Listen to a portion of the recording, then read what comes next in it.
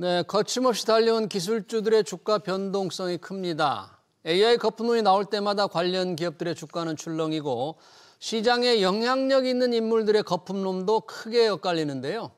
빅테크 기업들이 장비 수명을 길게 잡아 수익을 부풀리는 회계 사기를 벌인다는 주장까지 나왔는데 전문가 두 분과 얘기를 나눠보겠습니다. 이병욱 서울과학종합대학원 AI 전략경영 주임 교수, 염승환 LS증권 이사 나오셨습니다. 어서 오십시오. 네, 반갑습니다. 자, AI 거품론 끊임없이 나오는데 여러 중요한 인물들이 한마디씩 하고 나섰는데요. 이번엔 영화 빅숏 보셨죠? 모델, 월가 투자자 마이클 버리가 기술주가 과열됐다. 그래서 공매도를 했는데 대상 기업은 팔란티어, 엔비디아다.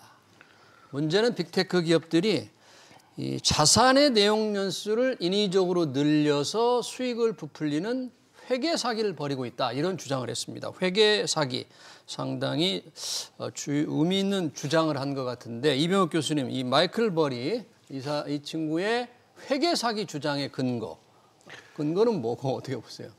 그러니까 지금 빅테크가 이제 수익성이 많이 회복됐다. 이게 이제 시장의 이제 공통된 이제 의견이었는데 지금 이제 주장에 따르면 이게 수익성이 회복된 게 아니라 마이클 버리가 보기에는 회계상으로 회계상의 처리를 잘못함으로써 이게 이제 착시를 일으켰다는 주장이고요. 공통된 우리가 이제 매출을 일으키면 이렇게 매출에서 우리가 비용을 이제 깐 다음에 그 다음에 이제 이익을 산출할 때 그 중에 하나가 이제 감가상각이라는 게 있지 않습니까? 장비 감가상각. 그중에서 지금 이제 빅테크는 이 소위 말하는 장비 투자에 엄청난 많은 돈을 들이고 있고 그 중에 가장 많은 포션이 이제 GPU예요.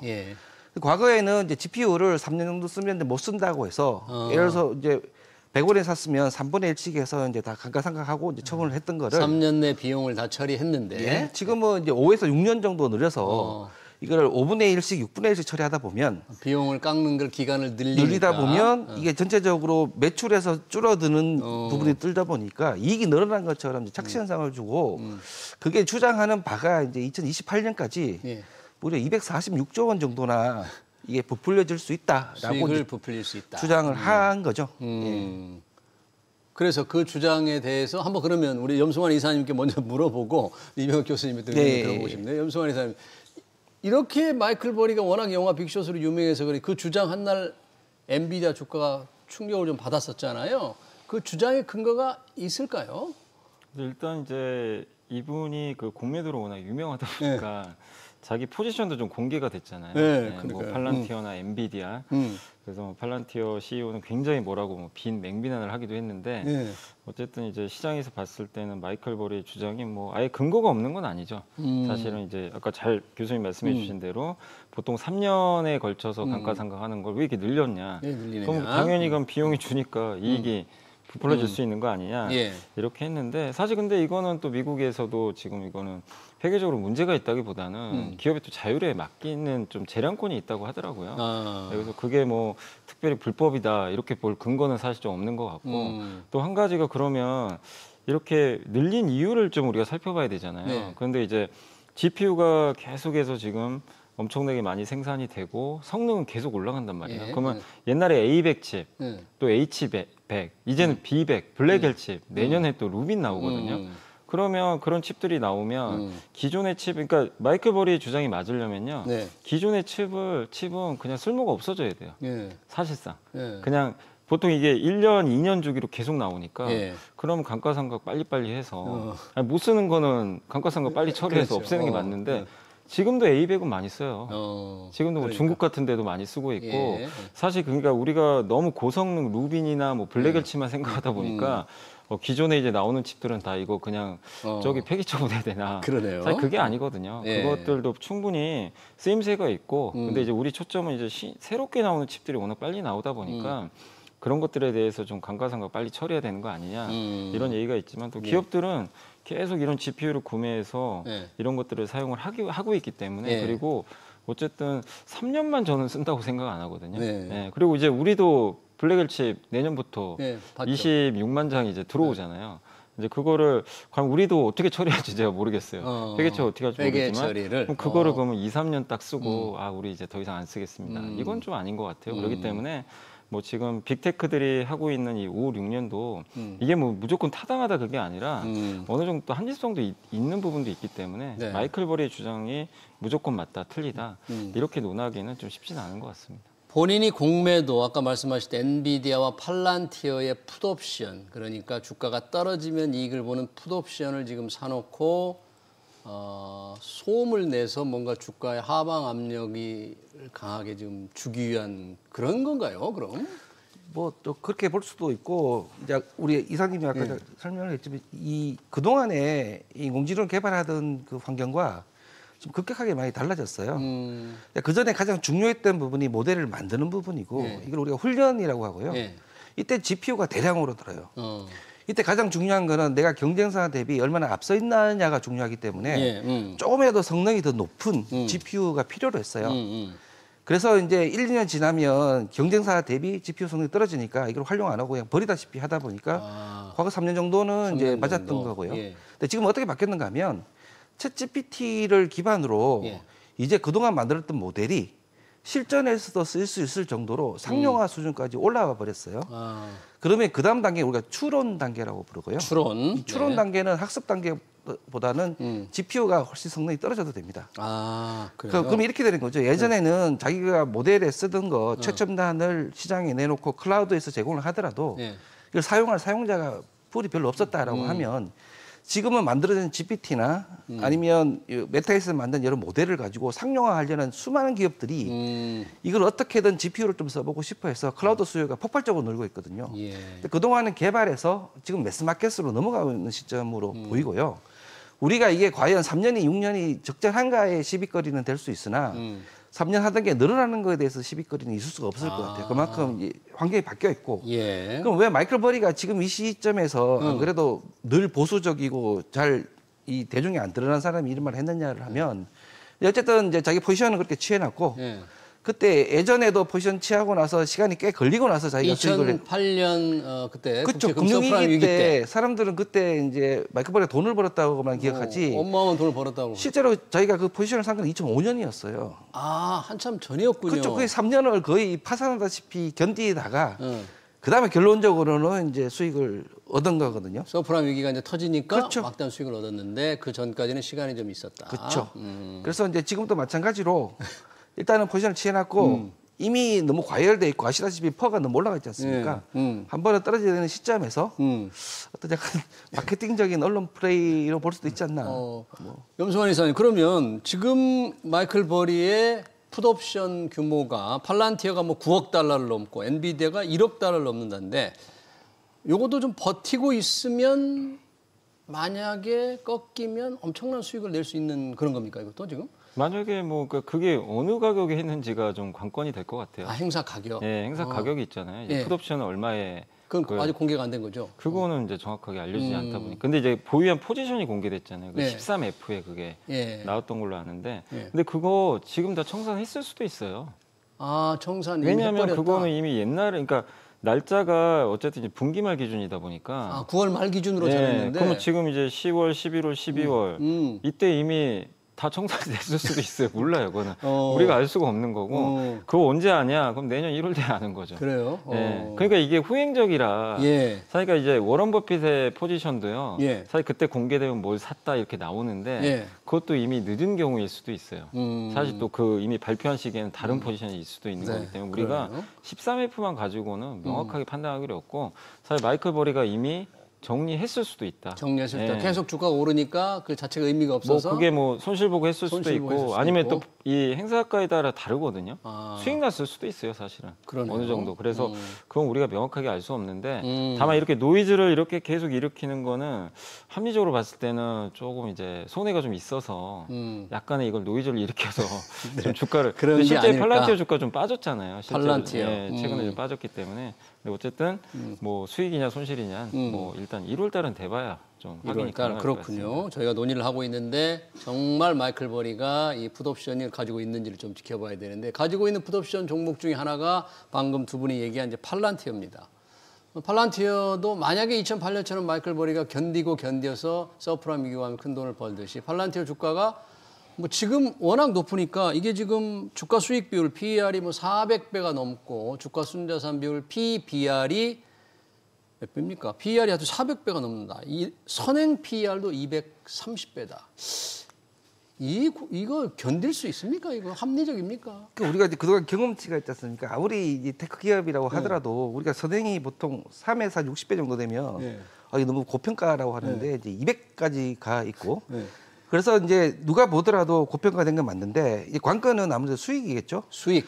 그 계산을 해보면 적어도 이게 이 매출 성장이 매년 50%는 돼야 이 펄을 그나마 겨우 견딜 수 있을 것 같은데 실질적으로 지금 보면 매출 성장이 20% 물론 성장하고 있죠. 20에서 25% 정도거든요. 20에서 25%. 그러면 이 수치가 정당하지 않다는 건 누구나 알아요.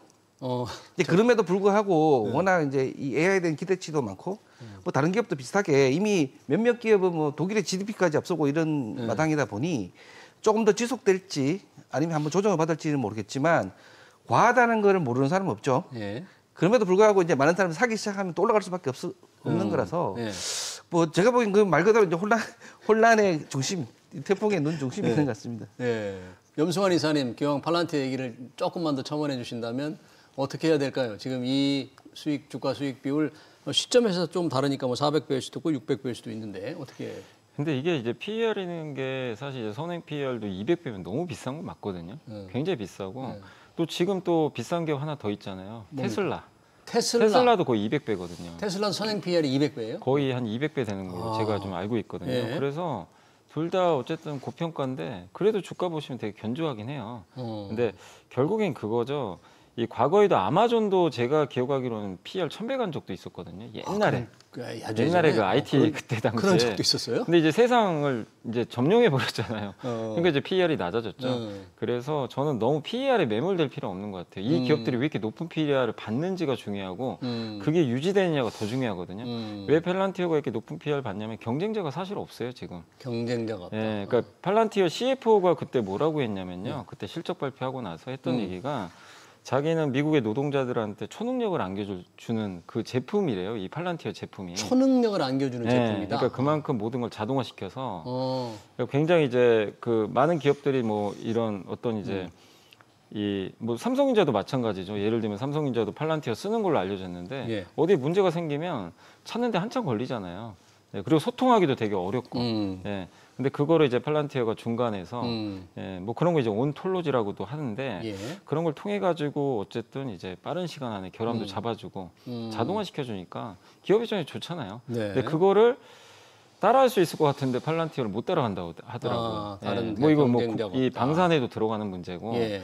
그래서 그만큼 가치를 인정받는 거는 뭐 있을 수 있다. 뭐 비싼 건 또 인정은 해야 되겠죠. 비싼 거는 분명히 맞습니다. 네. 맞는데 이게 대안이 없어요. 근데 여기에 이제 대안들이 나오면 PER이 꺾여버립니다. 아, 대안이 나오면. 네, 그러니까 이제 투자하신 분들은 PER이 너무 매몰될 필요는 없지만 경쟁자가 들어오면 이게 아무리 돈을 많이 벌더라도 이게 꺾일 수 있다는 거 염두에 두시고 뭐 테슬라도 마찬가지가 되겠죠. 테슬라도. 그리고 또 한 가지 왜 이렇게 비싸냐면 이게 자꾸 그 유동성이 너무 좋아요. 우리도 좋죠.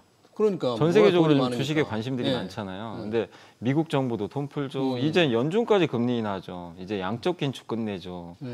그래서 내년에 또 연준 의장 바뀌면 더 금리를 더 낮출 수도 있거든요. 친 트럼프 인사가 많이 되면. 왜냐하면 이제 그걸 원하고 있으니까. 이거는 당연히 PER을 올리는 요인이에요. 그러니까 사람들이 주식을 살 수 있게 만드는 그런 이제 환경들 그러네요. 이런 것들이 또 계속해서 PER을 높이는 요인이니까 그래서 비싼 건 인정하지만 뭐 지금 비쌀 수밖에 없는 그런 좀 구조로 가고 있다 이렇게 봐야 될 것 같습니다. 지금 마이클 버리가 풋옵션 공매도 하기 풋옵션 해놓은 게 지금 팔란티어와 엔비디아인데 마침 손정희 회장이 이끄는 소프트뱅크가 엔비디아 주식을 지난 10월에 전량 팔았더라고요.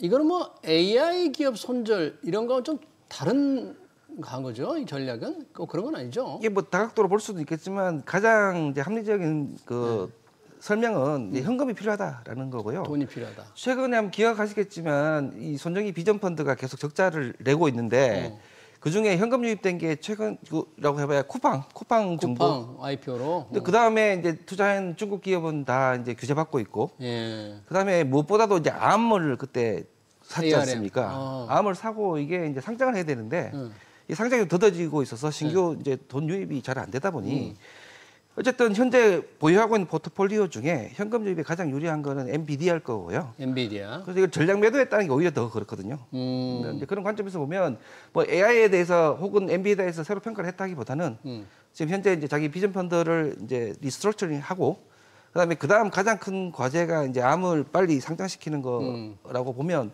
누가 보더라도 합리적으로 한 행동으로 보이거든요. 그래서 이제 이걸 너무 확대해서 하는 거는 좀 무리지 않냐 그렇게 보고 있습니다. 엔비디아를 판 시점이 엔비디아 시총이 5조 달러를 넘어설 때니까 참 판 시점은 현재까지는 절묘했는데 판 돈을 오픈 AI에 이제 전량 투자한다 그런 거니까 어떻게 보면 또 다른 AI 소프트웨어 쪽에 올인하는 게 아닌가 뭐 이런 생각도 좀 듭니다. 근데 결국엔 그거죠. 오픈 AI랑 이제 스타게이트 프로젝트를 해야 되니까. 스타게이트 프로젝트. 예, 미국에 지금 같이 동맹을 맺었잖아요. 예. 사실 거기를 이제 소프트뱅크가 사실 이제 어떻게 보면 자금줄이에요. 자금을 계속 대야 되거든요. 왜냐하면 오픈 AI는 사실은 현금 흐름이 좋은 회사는 아니잖아요. 그렇죠. 예, 돈도 계속 좀 빌릴 수밖에 없는 상황이니까 그걸 진두지휘할 수 있는 회사가 소프트뱅크고 그러니까 돈이 필요해서 한 거지. 엔비디아가 뭐 비싸다 뭐 이런 부분은 아닌 것 같고. 그리고 옛날에 손정희 회장이 또 소프트뱅크 그때도 엔비디아 2019년에 다 팔아가지고 한번 지분 판 적이 있었어요. 너무 빨리 팔았네요. 네, 그때 그 판단 실수를 좀. 근데 그때는 엔비디아가 이렇게 AI로 오를 줄 누가 알았겠어요. 그때는 GPU 시대가 아니잖아요. 2019년에. 그러니까 손정희 회장이 그거 팔았다고 해서 그걸 또 비난할 수는 없는 거죠, 사실은. 그렇죠. 그때 당시엔 그런 상황이었기 때문에 그만큼 엔비디아가 어쨌든 챗GPT 나오고 해서 이제 어마어마한 성장을 이룩했고, 근데 이제 손정희 회장 입장에서도 그 생각은 들겠죠. 이제 엔비디아가 계속 이렇게까지 고성장을 지속할까 몇 년간. 물론 할 수도 있지만 경쟁자들이 자꾸 들어오잖아요. 근데 이렇게 그렇죠. 좋은 가치, 지금 시총 5조 달러까지도 갔었잖아요. 요럴 때 이제 좀 비중을 줄여가지고 어쨌든 이제 본인이 필요한 아까 교수님 말씀해 주신 대로 자금, 자금이 좀 필요하니까 가장 현금화하기 좋은 게 사실 엔비디아일 수도 있잖아요, 지금. 그렇죠. 그래서 이걸 파는 거 아닌가. 그래서 이거는 뭐 고평가냐 AI가 꺾였냐 이거랑은 좀 별개. 그건 관계없는 문제다. 그 돈 가지고 다시 오픈 AI 투자하는 거니까. 그런 논란과는 좀 저는 크게 상관없다 이렇게 보고 있습니다. 이 AI 거품 논란에 늘 오픈 AI가 있는데 이제 손정희 회장도 스타게이트 프로젝트를 해서 대규모로 오픈 AI, 엔비디아 판 돈으로 투자를 하는데 오픈 AI가 사실 지난번에도 정부 미국 정부 보증이 필요하다 아니다 이런 논란에 휘말렸고 그런데 세액 공제 우리도 좀 해줬으면 좋겠다 반도체 투자처럼 뭐 그런 얘기도 좀 나오고 오픈 AI가 이 지금 막대한 투자를 필요로 하는데 자금 조달은 조금 힘들어하는 상황으로 봐야 되겠죠. 그러니까 그게 이제 그 촉발된 거는 사라 프라이어라는 그 CFO가 인터뷰 할 때 워낙 산업에 돈이 많이 드는데 정부도 어느 역할을 해야 되지 않느냐라고 하면서 잠깐 언급한 게 이제 백스탑을 언급한 게 있어요. 그러니까 돈은 안 넣더라도 뭐 제도적으로 뭔가를 뭐 지지해야 되지 않느냐가 이제 확대가 돼서 이제 뭐 이런 거죠. 그동안에 많은 사람이 의구심을 받잖아요. 오픈 AI가 정말 막대한 돈을 투입을 하고 있고 계속 연속적으로 적자를 보고 있는데 지속 가능성이 있는지를 많이 이제 시비거리를 하고 있던 와중에 이 말 한마디를 하니까 저기 문제 있는 거 아니냐라고 이제 확대된 거고요. 바로 샘 알트먼이 이제 바로 진화를 했죠. 우리는 그런 거 필요 없다. 진화를 하긴 했는데 하나 이제 분명한 거는 이 예전에는 AI가 말 그대로 AI 산업이었지만요. 지금 보편 산업으로 좀 바뀌고 있는 거거든요. 보편 산업으로. 우리가 자연어 처리를 보자고요. 자연어 처리면 누가 보더라도 AI 산업이었잖아요. 근데 지금은 10년 전, 20년 전하고 다르게 지금은 우리가 자동차를 몰든 뭘 몰든 전부 다 자연어로 처리를 하는 보편적인 인터페이스로 바뀌어버렸다고요. 그러면 산업에 큰 전환을 하려면 엄청나게 많은 투자가 들어가야 되고 어마어마한 투자를 해야 된다. 그렇죠?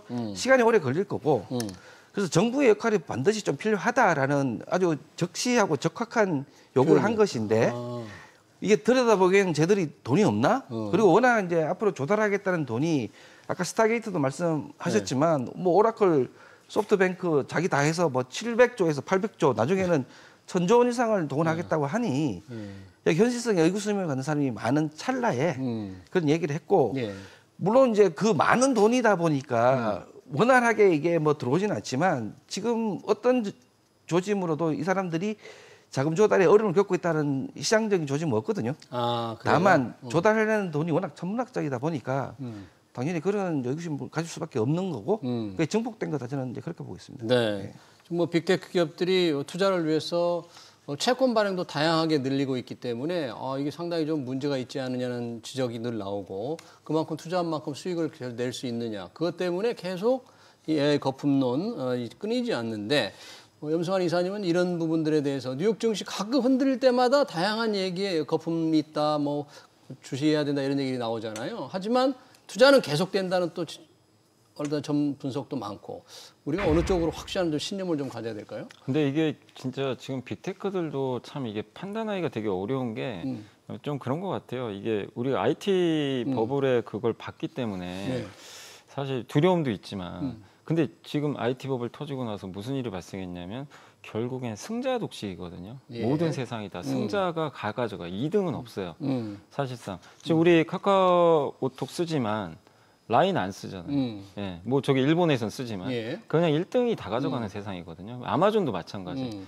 예, 그러다 보니까 지금 이제 미국 빅테크도 AI가 이제 엄청난 지출하는데 빅테크 CEO 똑같은 얘기 하잖아요. 과잉 투자가 더 낫다. 과소 투자보다. 예, 여기서 밀리면 안 되거든요. 예. 근데 그게 끝이 어떻게 날지 몰라요. 그러니까 일단은 투자를 해야 되고 다행스러운 건 이 빅테크들이 돈을 잘 벌어요. 다 플랫폼 기업들이다 보니까 네. IT 버블과는 좀 달라요. 그때는 돈 못 버는데 그냥 막 수익도 없는 기업들이 예. 주가가 폭등했다. 근데 이제 약간 다른 거는 이제 메타가 요즘에 좀 주주분들이 이제 좀 왜 이렇게 투자 많이 해서 뭐 채권까지 찍어내냐. 네. 돈도 있는 회사가 네. 이렇게 하는데 근데 또 메타는 아시겠지만 저커버그가 창업자거든요. 예. 그게 좀 달라요. 그러니까 지금 아마존 보시고 마이크로소프트는 창업자가 지금 CEO가 아니에요. 예. 다 그러니까 어떻게 보면은 월급 받는 사장님들이죠. 어떻게 보면. 예. 그러다 보니까 다르죠. 그러니까 저커버거는 메타에 그냥 승부를 다 걸고 있는 거예요. 뭐 채권까지 발행해서라도 이렇게. 하겠다 의지를 보여준 거고. 예. 근데 적절하게 마이크로소프트나 이제 아마존이나 구글 같은 경우는 적절하게 좀 이렇게 너무 이제 과잉 투자 하긴 하지만 예. 일부 이제 현금 가지고 하는 거지. 그러니까 적절하게 이제 배분은 잘하고는 있거든요. 예. 그래서 어쨌든 지금 상황에선 빅테크들이 전략은 조금 다를 수 있지만 그래도 계속해서 투자를 안 할 수는 없는 예, 그런 상황이 이어지고 이게 어디까지 이어질지가 좀 관건인 것 같아요. 그러네요. 예. 어디까지 갈지 이 승패가 뭐 결정되는 날이 언제일지 그러면 그 투자 중간에 누가 혜택을 볼지 이 주식 투자하는 분들은 그게 굉장히 좀 궁금하지 않습니까? 이 투자 경쟁이 얼마나 지속될지. 결국 이제 우리가 AI 거품론을 얘기를 많이 하지만 과거 이제 IT 우리 버블이 있을 때랑 예. 닷컴 버블이 있을 때도 보면 그 버블이 꺼지고 뭐가 남았는지를 보면 그 버블 사이에 투자했던 인프라, 데이터 센터 이런 것들 그대로 남아서 네. 아까 말씀한 승자가 독식할 수 있는 환경이 구축이 된 거거든요. 지금 오픈 AI가 제가 아까 좀 전에 말씀드린 것처럼 챗 GPT가 이제 촉발시킨 거는 뭐냐면 그동안 실험실에 갇혀 있어 상용화가 불가능하다고 생각했던 이제 인공지능을 실제로 상용화 가능한 수준으로까지 이끌어 왔고 예. 이거를 더 확대하기 위해서 수많은 투자가 되면서 물론 이제 실패도 많이 있겠지만 그때 닷컴 때 뭐 데이터 센터가 남고 인프라가 남고 네트워크 인프라가 남은 게 결국은 누가 독식할 수 있는 환경을 만들어 줬듯이 네. 보편적으로 모든 인터페이스가 그동안 우리 키보드를 통해서 문자로 하던 거를 앞으로는 이제 모든 인터페이스가 자연어로 바뀔 가능성이 생기는 거고요. 예. 그런 인프라는 남을 거고. 그러면 이제 커머셜에 아마존 서비스를 제공하는 그 그렇죠. 누군가가 이긴다 이거죠. 그럼 환경 모두가 이제 앞으로의 모든 인터페이스는 자연어로 바뀌고 그렇게 환경이 바뀌면서 예전에 이제 소프트웨어가 컴퓨터에만 붙어 있던 GPU가 TV에도 들어가고 네. 뭐 저기 카메라에 들어가고 식으로 바뀌지 않습니까? 결국 이 투자한 돈이 증발하는 게 아니라 네. 남아 있거든요. 예. 결국 그런 관점에서 보면 뭐 버블이라는 말은 있지만 남아 있는 인프라가 그리고 또 다른 단계의 우리 인류의 또 다른 이제 뭐 모습을 이끌어가는 어떤 과도기다 이렇게 보는 게 좋겠죠. 알겠습니다. AI 인프라 관련해서 이제 국내 시장으로 마지막 질문을 염승환 이사님께 좀 물고 싶은데 우리 거품론과 함께 지금 걱정스럽게 얘기되는 게 빚을 내서 투자하는 거. 그리고 우리도 약간 거품론에 대해서 공매도를 우리 증시에도 꽤 많다는데 지금 상황이 어떻습니까? 공매도 잔액도 그렇게 우리도 많이 늘고 있어요? 그러니까 공매도 잔액 같은 경우 이제 대차 잔고라 그러죠 보통. 예. 이제 공매도를 치기 전에 선행지표가. 빌려야 되잖아요. 네, 주식을. 그 대차 잔고가 뭐 역대 거의 최고치라고 이렇게 하더라고요. 그래서 지난 3일 기준 대차 거래 잔고가 125조 원. 이게 100조 넘은 게 사상 처음인데 그게 9월에 넘겼고 이제 더 많이 늘어났죠. 그 후로도 25조가 더 늘어난 거예요. 대차 잔고가. 근데 대차 잔고라는 건 사실 주가가 오르면 늘게 돼 있습니다. 이렇게 보통 또 공매도하는 쪽에서 계속 좀 빌리기 때문에 그 잔액 자체도 이제 계속 늘어나게 되는데 결국 이거를 그 공매도를 이제 하기 위한 준비를 하는 거죠, 사실은. 하긴 하는데 그러나 이제 이게 늘어났다고 해서 무조건 지수가 그러면 이제 끝났느냐? 그건 아닙니다. 9월에도 이렇게 늘었는데 지금 9, 10, 11월 지수가 더 많이 올라버렸잖아요. 그래서 약간 좀 후행적인 부분도 있다. 다만 이제 이게 늘어나서 공매도가 만약에 나온다면 이제 변동성이 이제 커질 수는 있겠죠. 시장이 이렇게 빠질 때 뭐 그런 정도고 그리고 B2는 좀 조심은 하셔야 될 것 같아요. 지금 이제 신용 잔고가 거의 역대 최고치 역대 최대치 넘은 거죠. 근데 물론 이제 시총이 커지고 예탁금이 늘어났기 때문에 비율로 보면요, 위험한 수준은 아니에요. 절대 금액보다는 이제 비율로 봐야 되니까. 비율로 보면 그런데, 근데 금액 자체는 높은 건 사실이죠. 그리고 또 최근에 개인투자분들이 좀 이렇게 많이 올랐는데 뒤늦게 좀 이렇게 많이들 사시긴 하시더라고요. 지난주에만 거의 한 7조인가 8조 정도 사셨던 거예요. 그동안 안 사시다가 4천 넘으면서부터 공격적으로 투자하신 건 사실이거든요. 그래서 지금은 조금 저는 뭐 오늘도 증시가 좀 괜찮긴 하지만 조금 여기서 너무 이제 흥분하시기보다는 조금 11월 달에 한번 시장 분위기는 조금 바뀐 듯한 느낌 아닙니까? 지금 어떻게 바뀌는 거예요? 그러니까 반도체가 좀 쉬거든요. 미국도 지금 거품론 나오다 보니까 엔비디아도 잘 안 가고 미국에서 최근 이틀간 주로 오른 게 금융주, 그 다음에 바이오가 많이 올랐어요. 바이오. 우리도 지금 바이오가 굉장히 그래서 오늘도 한국도 바이오, 어제 우리나라 증권주. 그러니까 한국도 확실히 색깔이요. AI나 기술주 일변도에서 좀 벗어나기 시작했어요. 좀 확산되고 있다. 그러니까 11월은 아마 그렇게 좀 움직이지 않겠냐. 좀 소외받았던 업종들이 가는 장세가 좀 나오는 것 같습니다. 뭐 순환 매이라고 합니다. 이런 거를 그런 변화, 시장에도 변화가 생기고 있다는 얘기네요. 네, AI 거품론 관련 그리고 우리 시장 얘기까지 잘 들었습니다. 지금까지 이병욱 서울과학종합대학원 AI 전략경영 주임 교수, 염승환 LS증권 이사였습니다. 고맙습니다. 고맙습니다.